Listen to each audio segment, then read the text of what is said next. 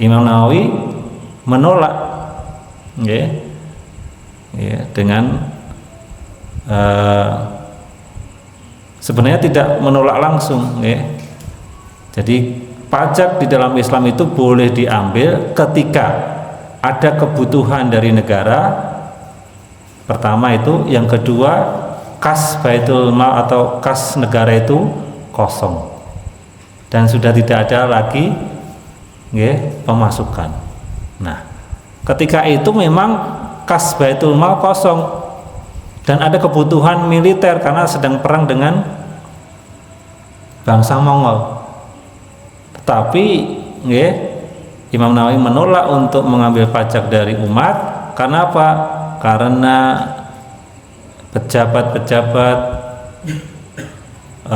keluarga dari sultan itu masih hidup mewah. Maulid Nabi, ya, ini libur Maulid Nabi, Allah masih, ya, memberikan beribu-ribu nikmatnya, termasuk yang paling besar yang menikah nikmat iman, nikmat Islam, nikmat sehat dan nikmat kesempatan, ya. Termasuk nikmat diturunkannya Rasulullah dan Al-Quran kepada kita, ini juga nikmat yang sangat besar, ya. Salawat serta salam semoga senantiasa tercurah kepada junjungan kita, uswah kita Rasulullah Muhammad Sallallahu Alaihi Wasallam. Semoga kita semua diakui oleh beliau sebagai umatnya, dan kelak nanti di yaumul akhir kita memperoleh syafaat dari beliau. Amin ya Allah ya Rabbal Alamin. Bapak Ibu yang kau hormati, insyaallah pada malam hari ini tema yang akan disampaikan dalam kajian ini adalah kewajiban utama kita kepada Rasulullah Shallallahu Alaihi Wasallam. Jadi terkait dengan, ya, saat menikah wulan mulut, ya, nah, Rabiul Awal, ya, dalam bahasa Jawa sasi mulut. Nah, ini pas, ya, tanggal, nah, ini pun dapat tanggal 13, ya. Tanggal 12-nya kalau dalam penanggalan Hijriyah awal hari itu adalah malam, ya, lagi malam Rabu, saat menikah malam tanggal 13, ya. Terus tanggal 12-nya pun lewat, ya. Tapi nggih menikah tasih bulan Rabiul Awal atau mulut, ya. Maka nggih yang paling bagus, nggih, adalah kita mengingat, nggih. Jadi para ulama ini kalau betul kitab, nggih, kitab menika terjemah Syama'il Muhammadiyah. Nah, ini boten enten kaitannya dengan Ormas Muhammadiyah, tetapi menika kitab Syama'il Muhammadiyah, nggih. Nah, niku kathah versi kula tumbas ingkang terbitan Diponegoro, nggih. Nah, terus para ulama biasanya pada bulan Maulud, ya, mereka mengulang-ulang, ya. Nah, salah satu yang diulang-ulang adalah kitab karya Imam At-Tirmidzi, ya, menika Syama'il Muhammadiyah. Jadi kitab terkait Kanjeng Nabi menika wonten 3. Sepindah menika kitab Maghazi. Nah, niki peperangan Kanjeng Nabi. Nah, biasanya Ustadz Kirno, nggih. Nah, perang Ahzab, perang menika saking Maghazi, nggih, perang Kanjeng Nabi, nggih. Wonten kitab terkait dengan tarikh sejarah Kanjeng Nabi, nggih. Nah, wonten satunggalipun nggih menika kitab Syama'il. Nah, kitab Syama'il menika isinipun mengenai ciri-ciri fisik Nabi, kesukaan Nabi, nggih, baju Nabi. Nah, jadi menika terkait dengan sifat fisik dan juga akhlak Kanjeng Nabi. Bagaimana Kanjeng Nabi bercengkerama dengan istrinya Ibunda Aisyah. Wonten kitab menika wonten setunggal hadis, dan itu kumpulan hadis, nggih. Imam At-Tirmidzi nggih mengumpulkan nggih hadis-hadis terkait dengan syama'il utawi pribadi dan budi pekerti Kanjeng Nabi menika pripun 2 halaman. Terus termasuk hadis yang paling panjang. Yang terakhir itu adalah hadis terkait mimpi bertemu Kanjeng Nabi. Nah, niki kitab Syama'il ya, termasuk kitab yang agak tipis nggih. Kitab Maghozi dan Tarikh biasanya pun sampun jadi satu menika kathah dipun jual wonten ing toko buku nggih menika kitab Sirah nggih, Sirah Nabawiyah. Ya, menika sejarah nggih, termasuk di dalamnya ada peperangan Kanjeng Nabi, itu ada di dalam kitab Sirah nggih. Maka nggih ketika bulan Maulud salah satu untuk nggih dan juga bentuk kecintaan kita kepada Kanjeng Nabi yaitu dengan kembali membaca kitab-kitab yang terkait dengan beliau nggih. Wah, kalau membaca kitab tuh lama, sebulan nggak selesai. Apalagi kitab Sirah ini kok tebel nggih.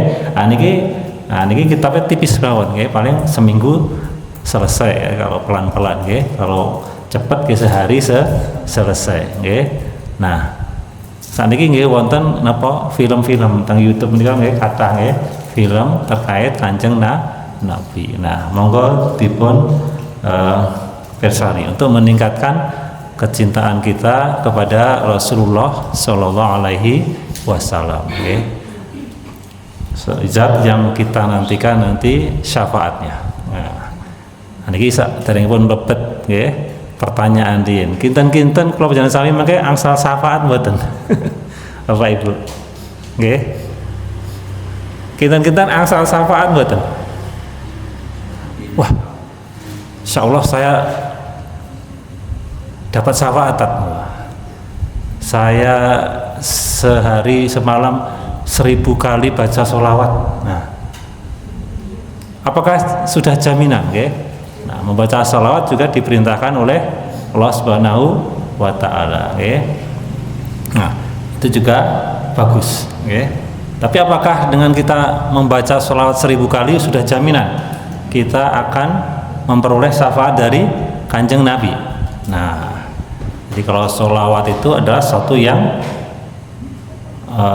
sunnah, artinya tidak wajib kita ucapkan, okay? Nah, ini dalam nikah adalah kewajiban. Nah, kewajiban utama kita kepada Rasulullah. Yang apabila kewajiban ini tidak kita tunaikan, yang menjadi hak Kanjeng Nabi, mustahil kita akan memperoleh syafaat. Okay. Kenapa? Ini terkait dengan kewajiban kita. Maka ini saat ini penting sekali kita untuk memahami, mengerti apa kewajiban kita kepada Kanjeng Nabi Muhammad. Semoga dengan kita menunaikan apa yang menjadi kewajiban kita kepada beliau, insya Allah nanti kita ketika berjumpa dengan beliau, kita langsung dikenali, insya Allah. Bapak Ibu ingkang kula hormati, kewajiban langsung kemawon. Yang pertama menika beriman kepada Rasulullah dan risalahnya.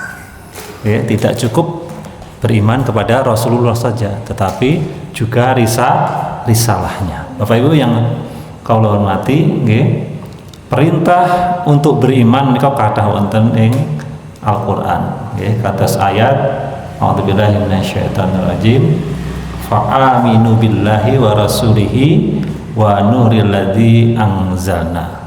Atasipun maka berimanlah kepada Allah, kepada Rasul dan nur atau cahaya yang kami turunkan, yaitu Al-Qur'an. Nah, ini salah satu ayat yang memerintahkan kita untuk beriman kepada Rasulullah.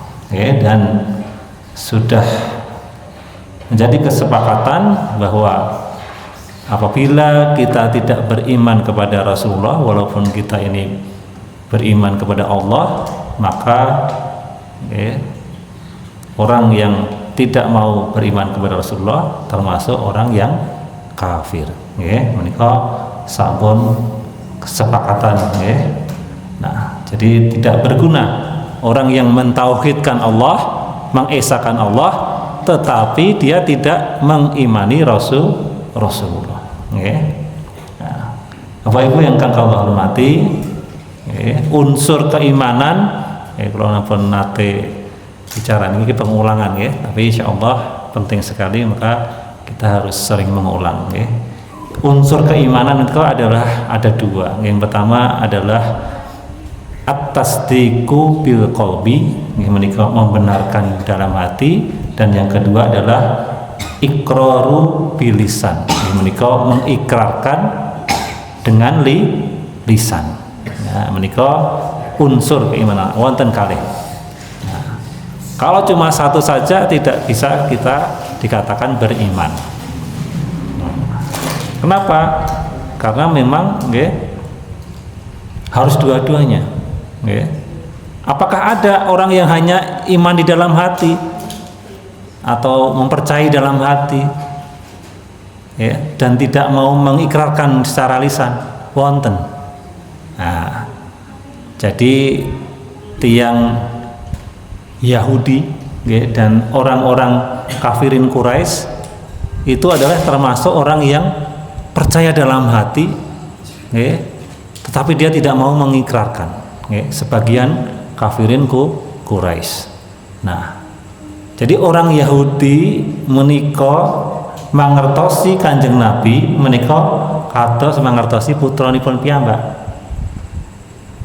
Melihat ciri-ciri Kanjeng Nabi itu, mereka itu lebih mengenali dibandingkan putranya sendiri. Kados ayat alladzina ya'rifunahu kama ya'rifuna abna'ahum. Tiang Yahudi mereka mengetahui Nabi Muhammad seperti hanya mereka mengenal anak mereka sendiri.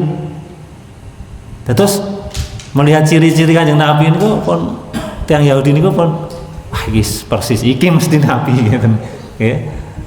Nah, tetapi mereka tidak mau mengikrarkan secara lisan karena kesombongan mereka. Kenapa? Karena Kanjeng Nabi bukan dari keturunan mereka, bukan dari golongan Yahudi, tetapi dari bangsa Arab. Maka mereka sombong. Wah, ditunggu-tunggu sepirang atus tahun dengan harapan Nabi terakhir itu dari orang Yahudi, lah kok malah dari orang Arab. Nah, mereka sombong, mereka tidak mau mengakuinya, tidak mau mengikrarkan. Nah, jadi wonten setunggalin riwayat menika saking Ibunda Sofiyah Ibunda Sofiyah istri Kanjeng Nabi menika tiyang Yahudi. Jadi tiyang Yahudi menika wonten ingkang dipun garwa kalian Kanjeng Nabi menika Ibunda Sofiyah binti Huyai. Sofiyah putrinipun Huyai. Nah, suatu ketika nika riwayat saking Ibunda Sofiyah mendengarkan percakapan antara bapak ibu menika Huyai dengan dalam ilmu syair, di dalam ilmu balaghah, dalam ilmu sastra itu rajanya, rajanya salah satu rajanya sastrawan Quraisy di waktu itu. Begitu Walid bin Mughirah menika midhangetaken ayat-ayat Quran, langsung yakin ini bukan kalam manusia, ini nggak mungkin dibuat oleh manusia. Kenapa bisa gitu? Karena beliau itu sudah paham, istilahnya pun profesor ingatan, Nah, jadi Walid bin Mughirah menika karena kecerdasannya, menika langsung percaya, membenarkan di dalam hati bahwa ayat ini tidak dari manusia, artinya dari Allah. Otomatis yang membawa adalah utusan Allah. Hatinya membenarkan, tetapi karena ketakutannya kehilangan posisinya di suku Quraisy di Mekah, ditantang oleh Abu Jahal ngeper, tidak berani karena takut nih begitu dia masuk Islam maka langsung menjadi musuh orang Quraisy ya. Di Mekah itu ketika Kanjeng Nabi berdakwah di Mekah itu puluhan kemawon, sedikit ya. Dari ribuan orang Quraisy yang memeluk Islam itu sedikit sekali. Ya, apalagi di awal-awal itu ya. Ya, yang masuk adalah golongan yang lemah. Ya, baru akhir-akhir ketika Sayyidina Hamzah dan Umar bin Khattab masuk Islam baru agak kuat. Tapi sebelumnya yang memeluk Islam itu ya golongan lemah. Ada yang budak yang kemudian disiksa seperti keluarga Bilal atau keluarga Sumayyah ya, itu disiksa hingga meninggal. Jadi lemah. Maka Walid bin Mughirah takut kehilangan posisinya di Mekah, dia tidak mau mengikrarkan keimanannya secara lisan.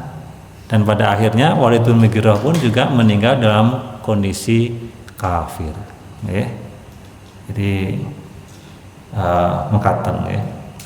Nah ini contoh orang yang tasdikul bil qalbi tapi nggak mau mengikrarkan secara lisan. Nah, dan sebaliknya ada yang mau mengikrarkan secara lisan tetapi hatinya nggak mau mengimani Kanjeng Nabi. Sinten menika? Banyak ya, terutama di Madinah ketika Kanjeng Nabi sampun menjadi presiden di Madinah, ya, banyak orang itu ya ketika ketemu dengan Kanjeng Nabi mereka berkata amantu billah, ya. Kemudian amantu bi Rasulillah, ya. Aku beriman kepada Allah, aku beriman kepada Rasulullah. Lisanipun ya bersahadah ya. Tetapi hatinya tidak mau mengakui.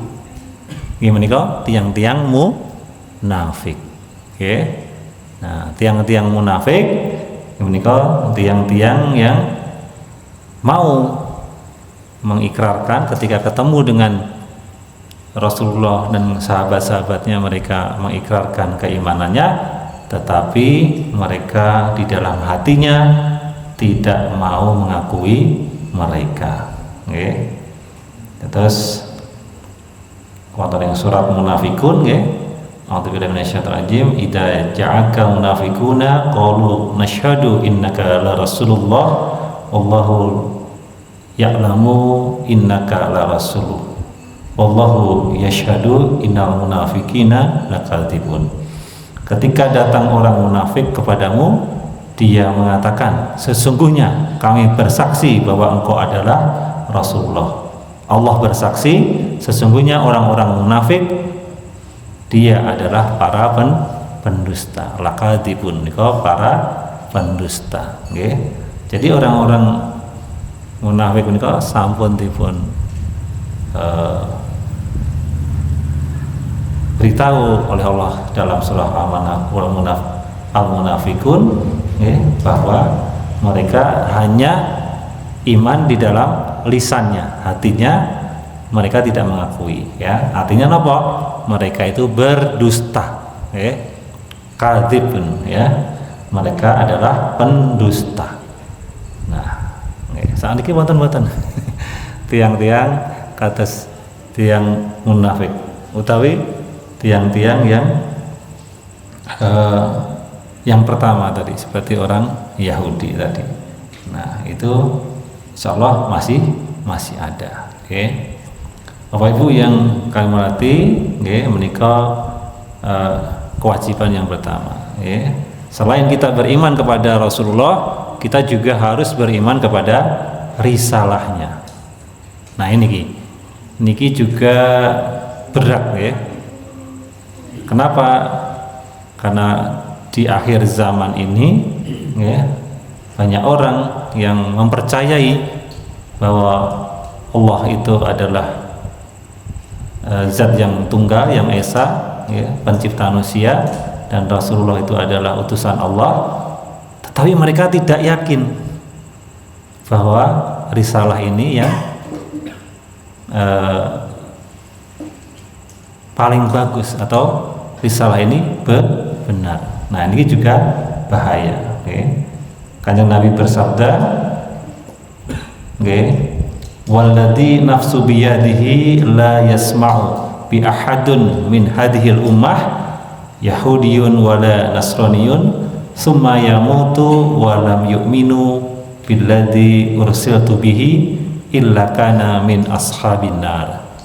Demi jiwa yang ada di genggamannya, tidak ada seorang pun dari umat ini, baik Yahudi maupun Nasrani, yang mendengar tentang aku lalu kemudian dia mati dan tidak beriman kepada risalah yang aku bawa, kecuali dia menjadi penghuni neraka. Nah, ini kewajiban kita untuk mengimani risalah Kanjeng Nabi sebagai risalah terakhir.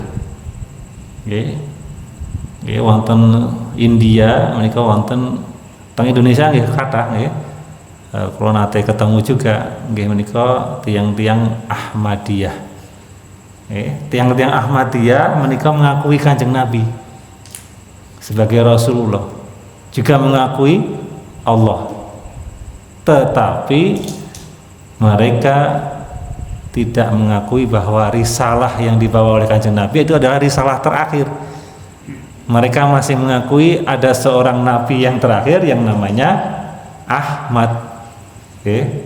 Nah, jadi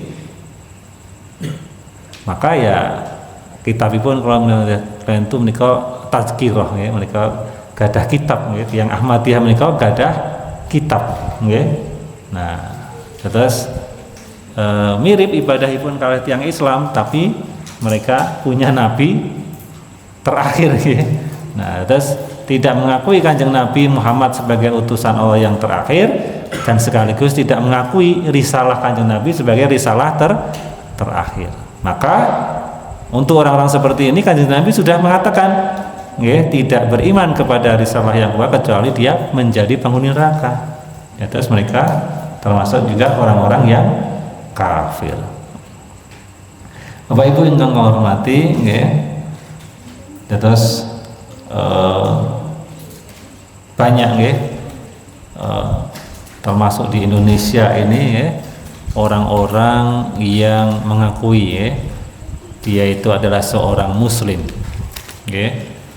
kados tokoh-tokoh PKI, tokoh-tokoh PKI ini kok ngaku muslim, DNA Audit ini kok putra tokoh Muhammadiyah Bangka Belitung, kemudian Semaun, Muso, ini tiang-tiang muslim. Kenapa? Karena piyambakipun Semaun, Muso niku riyen adalah pimpinan-pimpinan syarikat Islam. Syarikat Islam ingkang dipundidikan nggih menika Hos Haji Umar Said Cokro Aminoto. Tetapi karena kumpulnya, belajarnya kepada orang-orang sosialis komunis, Semaun menika teng Cina 11 tahun, Muso menika teng Rusia 13 tahun belajarnya.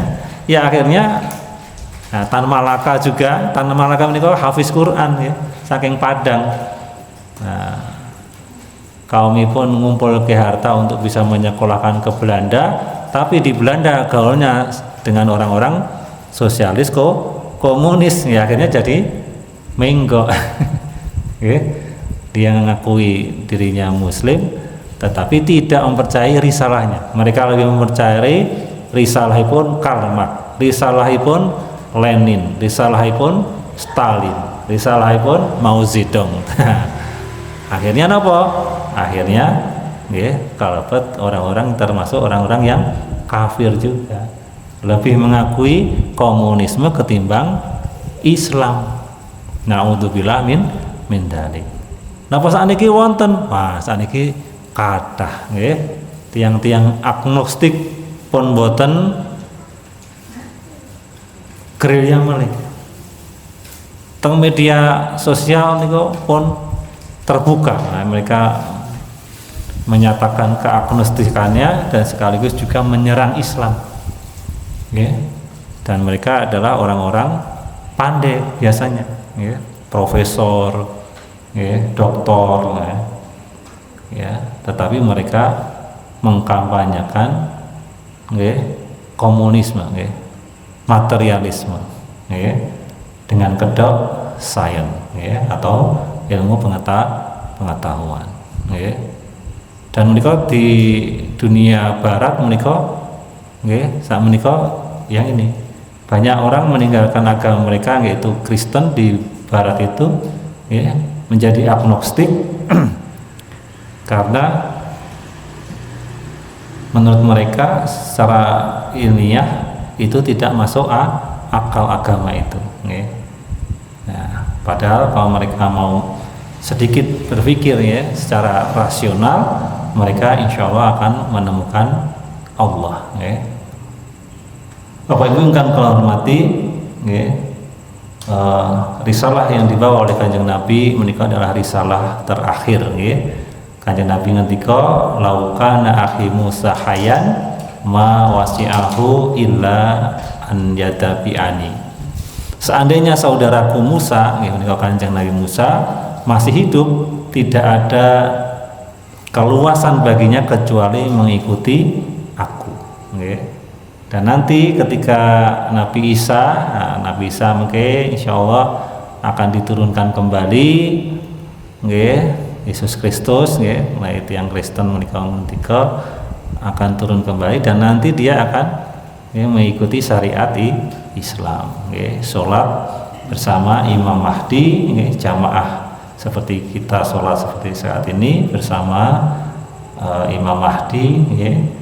Dan dia mengikuti syariat Islam ya, nggak menggunakan syariat beliau ya. Kanjeng Nabi Isa itu bawa syariat juga, tetapi ketika diturunkan nanti akan menggunakan syariat Islam.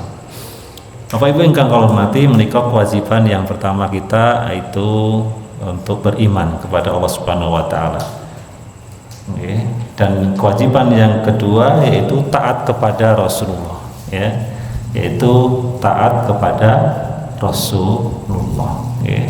Jadi ketika kita sudah beriman, maka konsekuensi ya, dari keimanan kita itulah ketaatan ya. Jadi tidak beriman kepada Rasul apabila tidak mau mengikuti ajarannya, tidak mau berhukum kepada ajaran Kanjeng Nabi, okay. Maka ya bagaimana, okay? Kalau mawon menawi gadah putra, okay, ngakune sayang bapak, terutama nek njaluk duit, ngakune sayang bapak, okay. Tapi apa-apa yang kita perintahkan, yang kita minta ke anak kita ini tidak mau dituruti, ya gimana, okay? Nah, kita juga pasti akan marah, okay? Nah, jadi taat kepada Rasulullah menika juga banyak ayat-ayat yang memerintahkan, okay?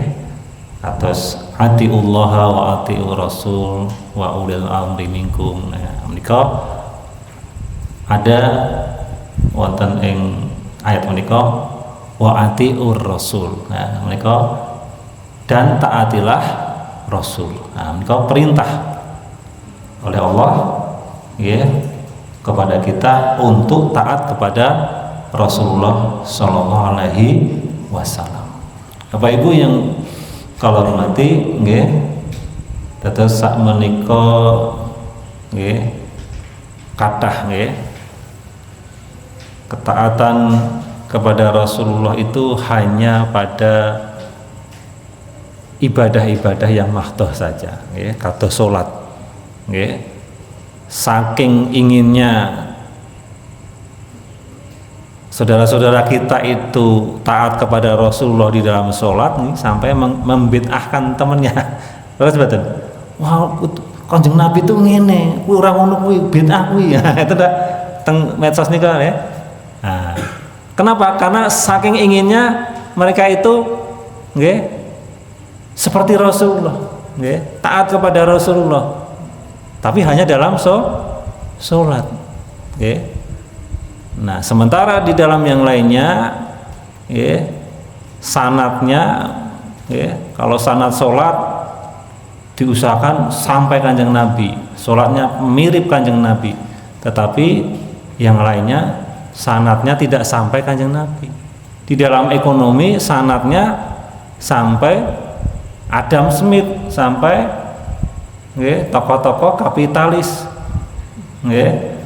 wonten ing pemerintahan dan politik sanatnya sampai ke Plato, Socrates, Aristoteles atau Montesquieu, pemikir-pemikir Barat.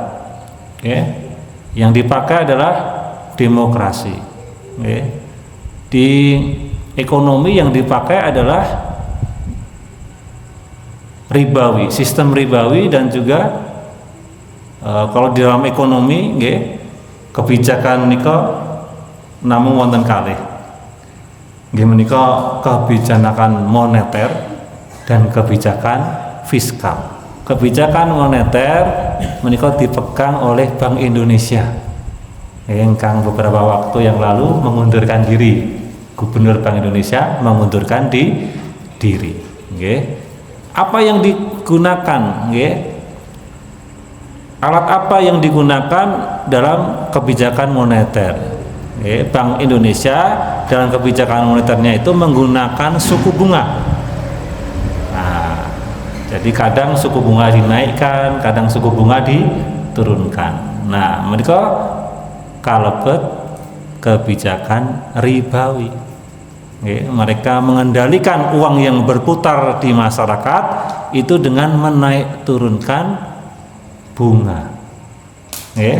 Nah, terus mereka satu lagi kebijakan, mereka kebijakan fiskal. Kebijakan fiskal menika di bawah Menteri Keuangan.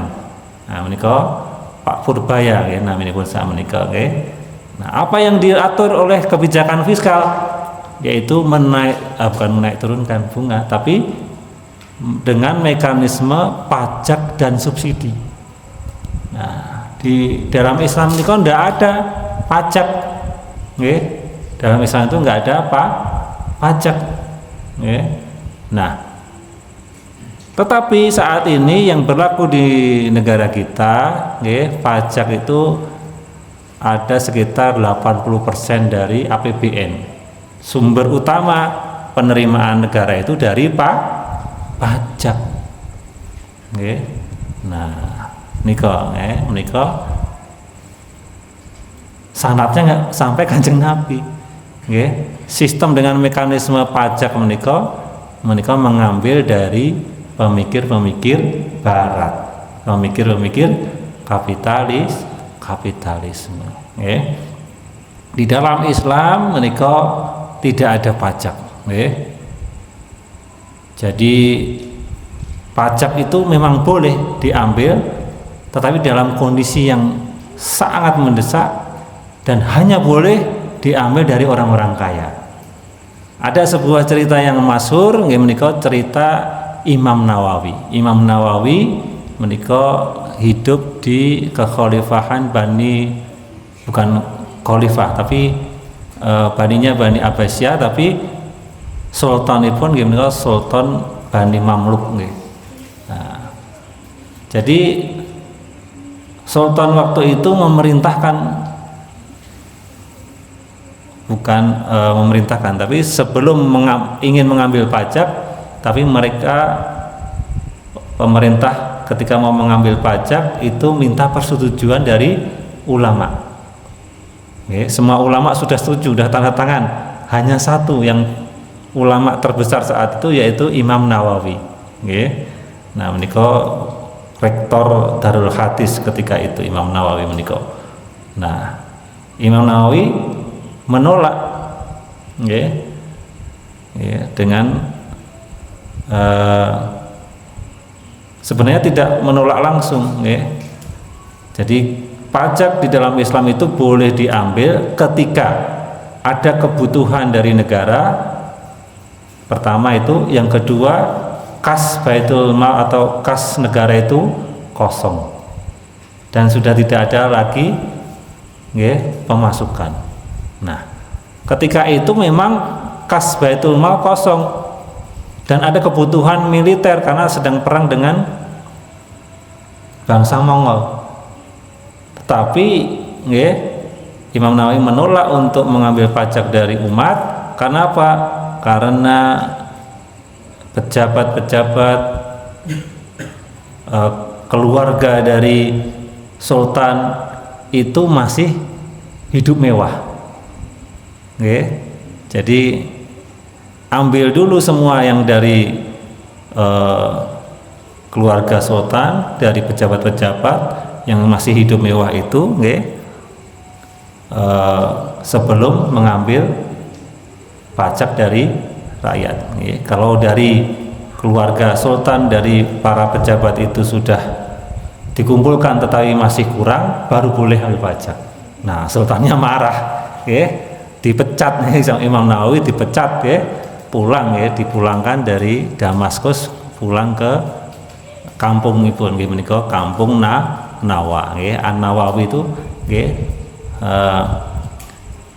menika saking Nawawi menika saking asalipun menika kampung Nawa, menika yang menyebabkan dipun lengserikeun posisi rektor, sehingga pulang ke Nawa. Nah, terus menika wonten ing Islam boten wonten pajak. Saking pundi?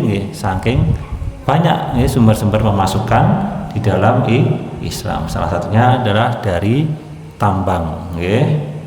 Nah, Bapak Ibu ingkang kawula hormati,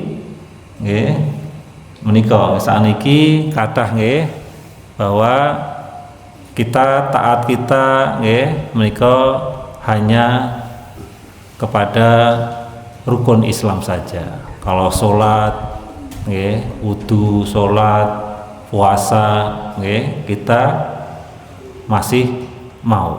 Akhlak kita juga masih kadang masih mau. Yang sifatnya pribadi kita masih mau. Tetapi begitu muamalah ini, saat ini kebanyakan dari kita itu menganggap bahwasannya Islam itu sudah tidak bisa mengatur. Nah, ini yang salah. Dan ini berkonsekuensi. Kenapa? Karena taat kepada Kanjeng Nabi, dan yang ketiga menjadikan Kanjeng Nabi itu sebagai uswah, itu tidak hanya di dalam akidah dan ibadah mawon, tetapi di dalam seluruh aspek. Di dalam, kalau dalam Quran, udkhulu fi silmi kafah. Masuk Islam itu harus kafah. Wonten bahasa Jawi dipun susah ngomong kafah, kabeh. Buat Islam niku kedah sedanten. Ampun prasmanan. Prasmanan niku wah iki seneng, iki rendang aku seneng, es aku seneng, tapi acar aku ogah. Mboten asal ngaten, wonten Islam menika sedanten kedah dipun taati, mboten angsal pilih. Dan yang terakhir, kewajiban kula panjenengan sami terhadap Rasulullah yang menika menjadikan Rasulullah sebagai uswatun hasanah. Kados ayat ingkang kala waswawu nggih menika laqad kana lakum fi Rasulillahi uswatun hasanah. Fi Rasulillah uswatun hasanah menika wonten kalimat taksis nggih menika hanya kepada Rasulullah kita ini mengambil uswatun hasanah.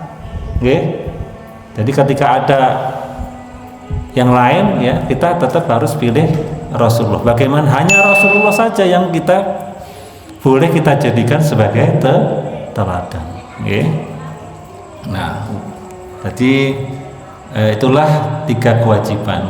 Definisi ini pun atas sampun nate kula aturaken wonten menika uswatun hasanah, teladan menika antaf'ala misla fa'ilihi wa ala wajhihi wa li ajlihi. Kalian berbuat seperti perbuatan Kanjeng Nabi, atas atau ala wajhihi metode Kanjeng Nabi, dan li ajlihi menika dengan tujuan sama dengan Kanjeng Nabi. Deminya itu demi seperti Kanjeng Nabi. Nah menika nembe saged dipun sebut uswatun hasanah. Bapak Ibu ingkang kula hormati, menika 3 kewajiban nggih. Mugi-mugi dengan memahami 3 kewajiban ini kita menjadi lebih bersemangat lagi untuk menjadikan Rasulullah sebagai uswah hasanah kita, untuk lebih mentaati Rasulullah di dalam seluruh aspek, tidak hanya di dalam sholat saja, di dalam puasa, zakat dan haji saja, tetapi juga di dalam akhlak dan juga di dalam muamalah.